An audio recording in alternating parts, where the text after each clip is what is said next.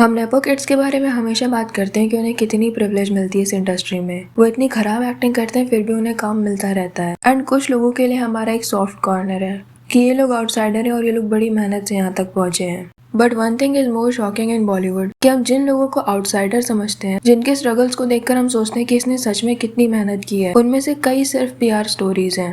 And actually में वो complete outsiders हैं ही नहीं कि उनके रिलेटिव्स में या फिर जान पहचान में वो पहले हो इस इंडस्ट्री में आने वाले और कम्प्लीटली अपने बल पर इतना कुछ अचीव किया हो। और ऐसे इतने सारे एक्टर एक्ट्रेसेस हैं इस इंडस्ट्री में कि शायद इस वीडियो के बाद आपको डाउट हो जाएगा कि अपने बल पर कुछ करना पॉसिबल है भी या नहीं। तो सबसे पहले बात करते हैं दीपिका पादुकोण की, जिनके डैड काफी बड़े बैडमिंटन प्लेयर थे एंड मॉम एक ट्रैवल एजेंट। बट क्रिकेट के अलावा बाकी स्पोर्ट्स का तो क्या ही हाल है इंडिया में। सो बहुत सारे लोग सोचते हैं कि may be she was rich, but career उन्होंने अपने दम पर ही बनाया है और बहुत स्ट्रगल किया इस इंडस्ट्री में। But that's not the truth. उनकी डेब्यू फिल्म थी ओम शांति ओम एंड उन्हें बेस्ट डेब्यूट का अवार्ड भी मिला था। पहले तो इतनी बड़ी मूवी मिलना एंड फिर अवार्ड भी मिलना।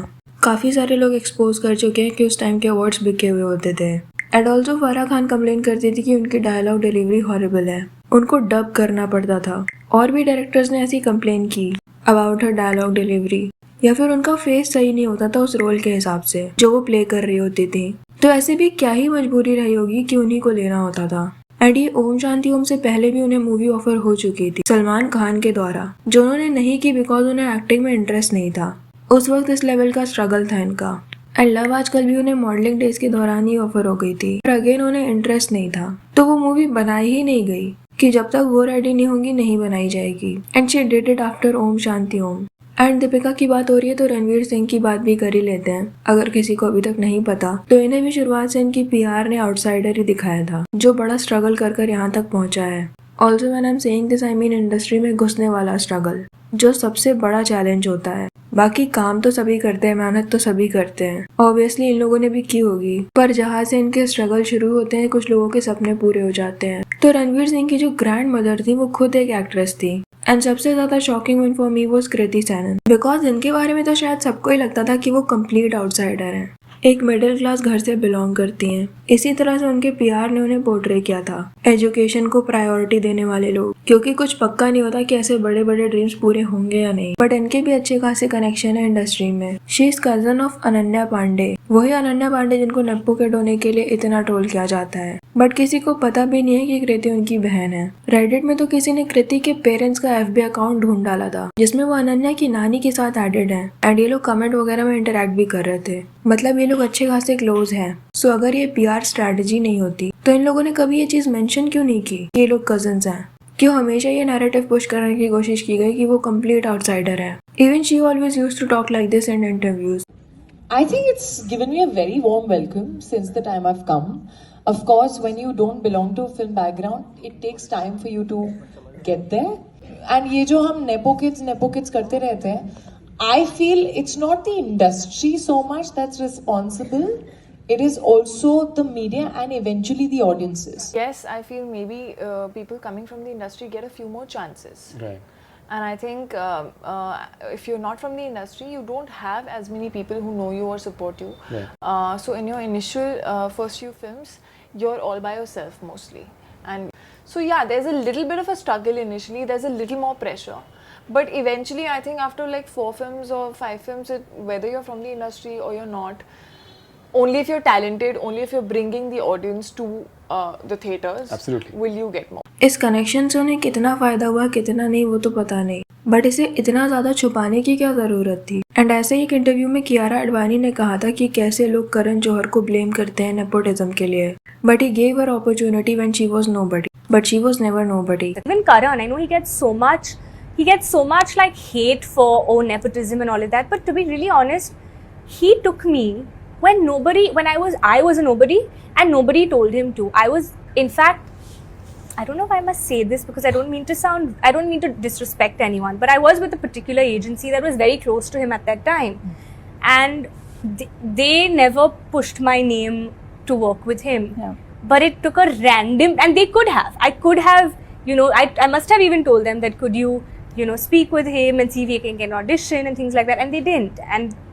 But that would have been a much easier way. Yeah. But it took a random party, a random night for him to see me and call me the next day and say, you know what, I'm making this film, and I really feel like, you know, there's something about you. There's this innocence that I want to tap into, and I feel, would you like to come and hear it? And I just felt like, first I was like, Karan Johar is calling me. But people always have this thing that there's this nepotism. It must be there. I'm not saying it's not there. But these are people who are supremely successful. Sure. But they didn't have that apprehension. They didn't approach me like that. They didn't only come to me because I was. उनके भी बहुत पुराने connections हैं बॉलीवुड में। जैसे उनके नाना जी ने दूसरी शादी की थी एक्टर अशोक कुमार की डॉटर से, and she is also related to Saeed Jaffrey. उनके भाई की डॉटर उनकी मॉम थी, and her mom was good friend of Salman Khan. उन्होंने ही सजेस्ट किया था कि वो अपना नाम चेंज कर ले, क्योंकि उनका नाम पहले आलिया था एंड इंडस्ट्री में एक फेमस आलिया हो चुकी थी। एंड उनके डैड जूही चावला के कजन है। इवन ये ट्वीट किया था जूही चावला ने उनकी फर्स्ट मूवी आने पे, एंड क्योंकि वो जूही चावला से क्लोज है तो उन्होंने उनकी शादी भी अटेंड की थी। अब नेक्स्ट इज विक्की कौशल, जिन्हें कभी लोग बहुत बड़ा स्ट्रगलर और आउटसाइडर समझते थे। And again I am not saying कि इनमें से किसी ने स्ट्रगल नहीं किया, बट इजंट इट वियर्ड कि सबने एक तरह से ये बात छुपाई है कि उनका कोई कनेक्शन है इंडस्ट्री में। विक्की ने तो एक एक्शन डायरेक्टर के बेटे होते हुए भी कुछ ज्यादा ही स्ट्रगल बता दिया अपना, कि उन्हें पता ही नहीं था कि ऑडिशन कहाँ होते हैं, कैसे होते हैं।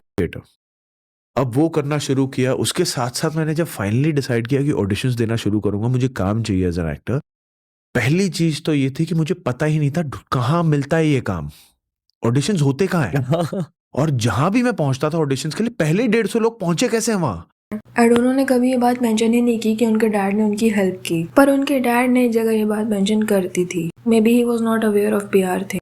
तो मैंने अनुराग को बोला, मैंने बोला यार मेरा बेटा अभी वो अप्रेंटिस बनना चाहता है, तो अगर तेरे पास जगह है तो हाँ भेज। Again I am not saying कि आलिया भट्ट जैसे प्रिविलेज्ड रहे होंगे ये लोग, बट काफी हद तक तो थे। किसी फेमस इंसान से रिलेटेड होना या फिर इंडस्ट्री में लोगों को जानना जरूरी नहीं है कि बेनिफिशियल ही हो। It's just how you use दोस्त कनेक्शंस। जैसे गोविंदा जी की वाइफ सुनीता आहूजा जी ने एक जगह कहा था कि कैसे कुछ लोग ग्रुप बनाकर बैठे हैं, उन्हें ही मूवीज मिलती हैं, उन्हीं के बच्चों को काम मिलता है एंड बाकी लोगों को नहीं। लाइक उनके खुद के बच्चों को भी काम मिलने में प्रॉब्लम हो रही है, क्योंकि वो लोग उतने कनेक्शंस बनाकर नहीं बैठे हैं। मुझे लगा कोई मीडिया ने लिख दिया कि गोविंदा की बेटी ने अभी उसने कुछ ब्रॉडकास्ट की थी ना, उसी में कुछ आ गया था। तो मैंने बोला क्यों इंडस्ट्री छोड़ेगी, जो बच्चे इंडस्ट्री में पैदा हुए, आप लोग मौका तो दो काम करने का, नेपोटिज्म बंद करो ना भाई। दूसरे लोगों को भी तो काम करने का मौका दो। आप एक ही ग्रुप में, सबको वही ग्रुप में काम होता है, वही ग्रुप में काम होता है, बाहर भी तो देखो लोग और भी बैठे हैं। Which is true. ऐसे तो बहुत सारे लोग होंगे जिनका कुछ ना कुछ कनेक्शन होगा इस इंडस्ट्री में, एंड वो भी चाहते होंगे कि उनको भी काम मिले, बट वो ऐसा कर नहीं पा रहे होंगे। जबकि ये लोग बहुत अच्छे से जानते हैं कि उस कनेक्शन का यूज कैसे करना है। जैसे अक्षय कुमार के तो सिर्फ अच्छे दोस्त थे साजिद नाडवाला, उनके साथ स्कूल जाते थे, सेम बेंच पर बैठते थे, एंड बाद में दोनों ने काफी सारी मूवीज की साथ में। ये दोनों रहते भी सेम बिल्डिंग में हैं। SRK के डैड दिलीप कुमार के फ्रेंड थे जब ये लोग पेशावर में रहते थे, एंड जब ये लोग दिल्ली आए तो ये लोग नेबर भी बन गए। और कहते हैं कि SRK दिलीप कुमार के लिए बेटे जैसे थे। विवेक वासवानी भी उनकी इंडस्ट्री में बेस्ट फ्रेंड थे। उसके बाद यामी गौतम, जिनके डैड एक डायरेक्टर हैं पंजाबी सिनेमा में और प्रेसिडेंट है PTC नेटवर्क के। उनकी बहन है सुरीली गौतम, जो कि पंजाबी इंडस्ट्री में एक एक्ट्रेस है। यामी के बारे में भी कई लोगों को लगता है कि वो आउटसाइडर है। एंड एक्ट्रेस अदिति राव हैदरी, जो कि कजन है आमिर खान की एक्स वाइफ की, एंड ये किसी हैदराबाद के रजवाड़े खानदान से बिलोंग करती हैं। इन लोगों का शायद PR उतना स्ट्रॉन्ग नहीं है, बट यहाँ हम सिर्फ कनेक्शन की बात कर रहे हैं। बाय द वे, क्या लगता है आपको इस बारे में? कमेंट सेक्शन में जरूर बताना। और अगर आपको पता है ऐसे किसी और आउटसाइडर के बारे में तो वो भी जरूर बताना। वीडियो पसंद आए तो लाइक कर देना, और ऐसी और वीडियोस के लिए भी चैनल को सब्सक्राइब कर देना।